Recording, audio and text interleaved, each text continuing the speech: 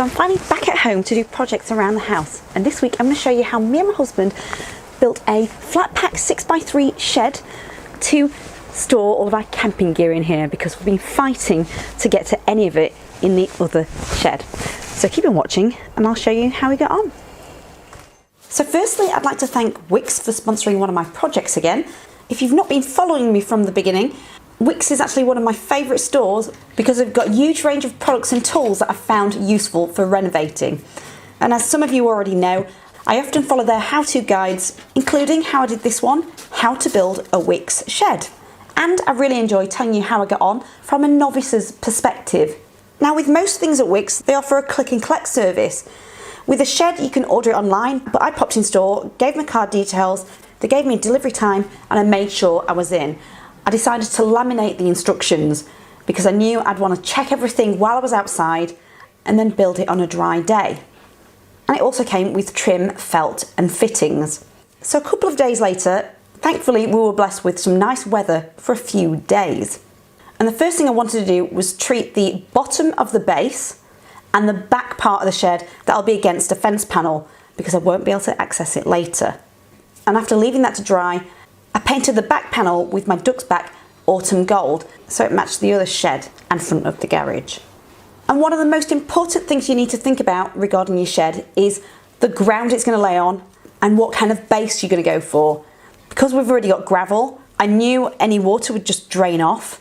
So I decided to build a cheaper alternative, and that was a subframe made from Wickes' pressure treated timber. As usual, I'll leave a whole list of things that I'm using below. It was important that the beams of the base went the opposite direction to the spars on the base of the shed. So I cut two pieces down to the same length of the longest sides. I just clamped this down and used a handsaw, then laid it in position and measured the internal gap so the ends would slot between. 96.5.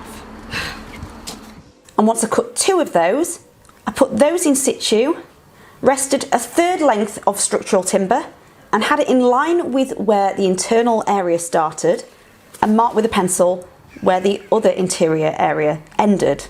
Then after cutting it down, I just flipped the shed base back to the normal position just so I've got a flat surface, and then place that middle timber dead centre.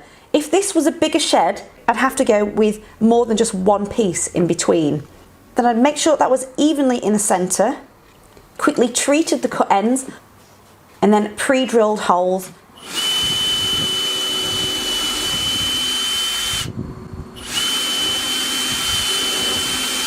And fixed together with 75mm Wickes decking screws. So now I've got a subframe for the shed base to sit on top. And then the next job was to make sure the base was absolutely level. It's not a job that should be rushed because it can affect whether the shed door will close properly or not later. So just moving some gravel, bear in mind there's also aggregate under here as well, and check with the spirit level in every direction. So once we were happy, we popped the base back on top and screwed it down to the subframe.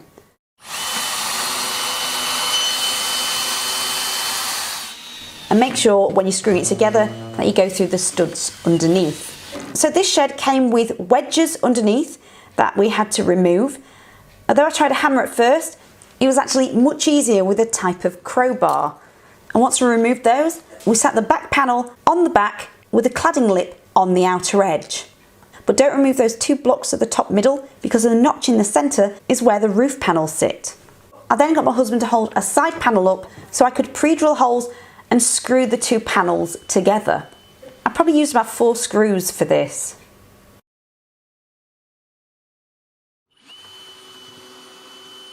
And before continuing to put the other panels on, this is where I decided to fix it down to the base.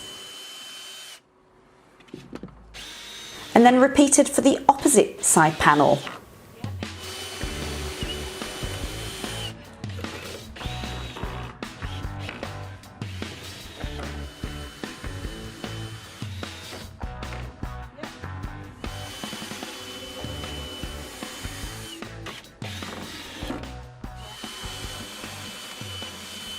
Now this shed in particular was really easy to do because the front panel came all in one. I didn't have to screw the double doors on myself. It was already attached by the hinges. I just fixed it to the rest of the shed like I did before. And now it's time to put the roof on top. With it being a pitch roof, it comes in 2 panels. You'll find so many different types of Wickes shed, and I really like this one because it was wide enough for our objects and shallow enough to create a walkway down the side of our house. So my husband's hiding inside the shed while I'm helping to navigate where it goes. And there's little gaps between the middle spars for where the cladding slots in place. And now you can see where the roof is trapped between the notches.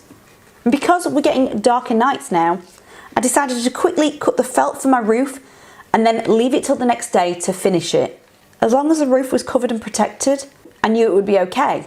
So for this shed in particular, the depth of it is longer than the width of the felt on a roll. It can only be cut one way. So after measuring the depth and adding over about 10 centimetres, it would leave me enough overhang so I could cover it with some trim later. So I put the first sheet of felt on, and because there's not going to be any trim on the sides, I made sure the overhang exactly lined up. And because I wouldn't be able to access the back of the shed, I also made sure I wouldn't have to slice anything off there either by the time I'd put trim on. And then I'm teasing the ends with my hands and hammering in some clout nails.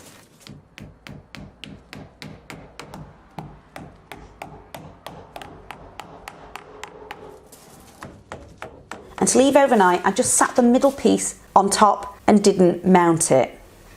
So the next morning, it was time to mount the roof to the shed itself. And I'm hoping you can see this okay, but I'm pre-drilling holes from the top of the cladding on the side panels, and then it would go straight through to the lids frame that would sit all around the outside of the shed. And I'd do that all the way around, including those blocks where the top middle ridge is. Then I carried on working on the felt. I sliced the front corners with a Stanley knife right on the crease where it folded, and then I could tuck the side strip underneath and the front bit would fold over the top of that.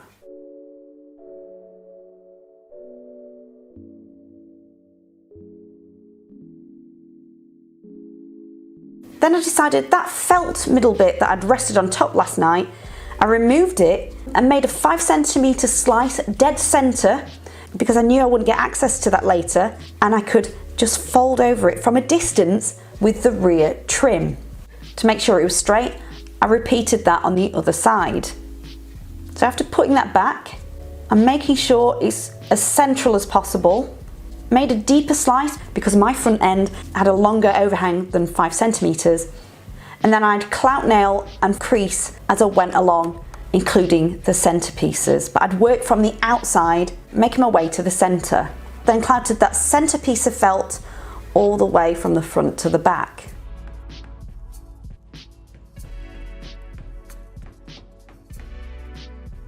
Now thankfully the trim is already mitered, and even if you don't get this right, they also provide a diamond piece to cover up where it joins. So I'm just lining it up with my hands and then hammered that to the shed.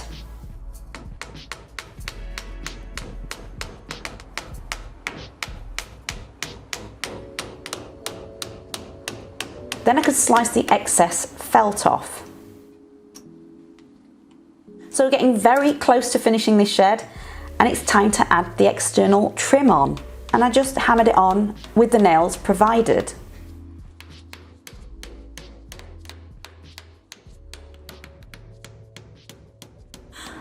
I've made a boo-boo. This is quite funny. I'll show you.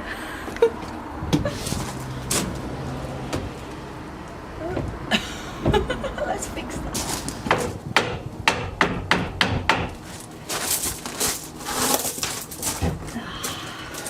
I then treated the whole shed with wood preserver. I'm actually using a clear one, but you can go for a colour if you like, but I knew that I was going to be adding my autumn gold after, once it had dried.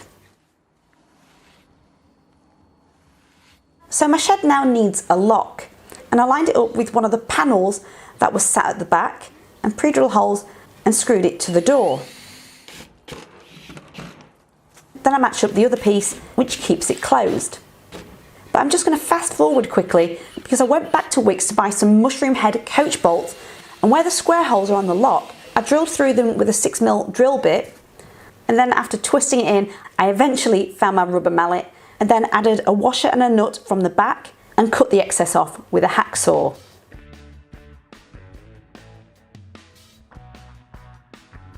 Then filed any burrs away with a rasp, but don't be tempted to feel if it's sharp with your finger because it's so easy to cut yourself.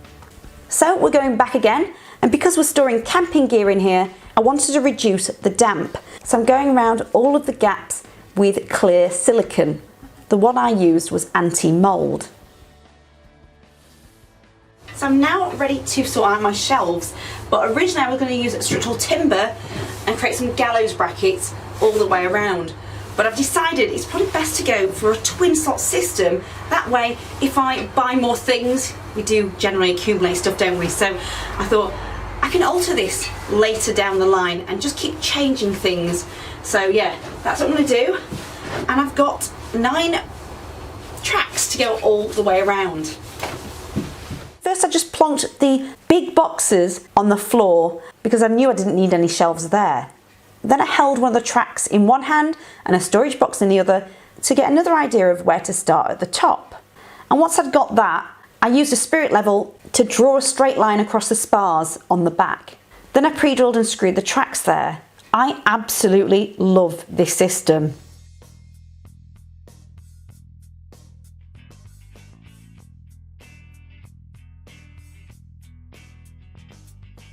Then I made pencil marks of where they'd follow on the side panels too. Now when it comes to the brackets, you probably already know, but I wasn't that familiar with them. They come in a variety of different lengths. So I bought a load of the smallest ones, 170mm. These were for the shallow spaces on the sides. And I bought quite a few small sheets of 11mm OSB because for the side ones, I only had to cut these in 3 strips of exactly 20 centimetres wide and then cut the lengths down.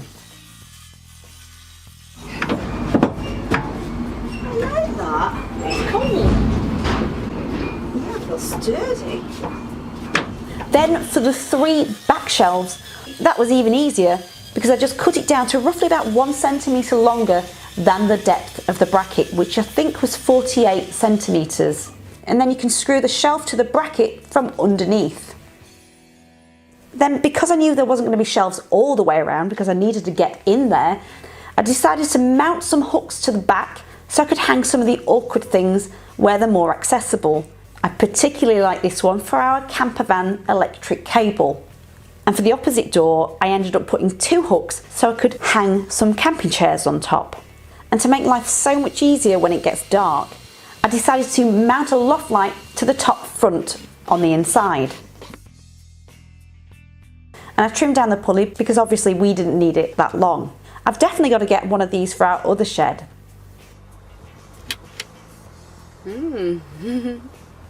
So for the last detail, I was umming and ahhing about creating a routed sign, but in the end I decided to go for something really simple and router a rustic line which ended up looking like some vine, and I thought it was rather cool. Bear in mind I've glue gunned this to my workbench so it was safer to handle. Then I sanded any rough edges off, spray painted the groove black, left it to dry,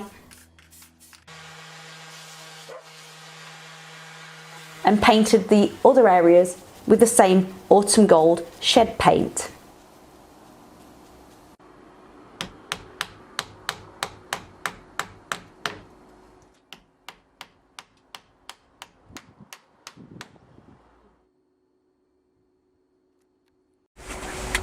I love this thing. But yeah, if you do anything differently in something like this, then please comment below and hopefully it will help me as well as other people. But yeah, I'm so happy that I've got a dedicated area for camping gear and it's not jumbled up with any of the other stuff in the other shed. The next thing I want to do is sort out a bike rack system where I can mount it on the wall because it's such a mess in there. Although we have emptied a lot of stuff, as you can see. So yeah, hopefully I'll see you in the next one, and thank you so much to Wickes again for sponsoring this project. I'll leave links to the blog posts below, broken up into a subframe base, the shed itself, and the twin slot system, and links of all the things that I use below. Right, see you in the next one. Bye.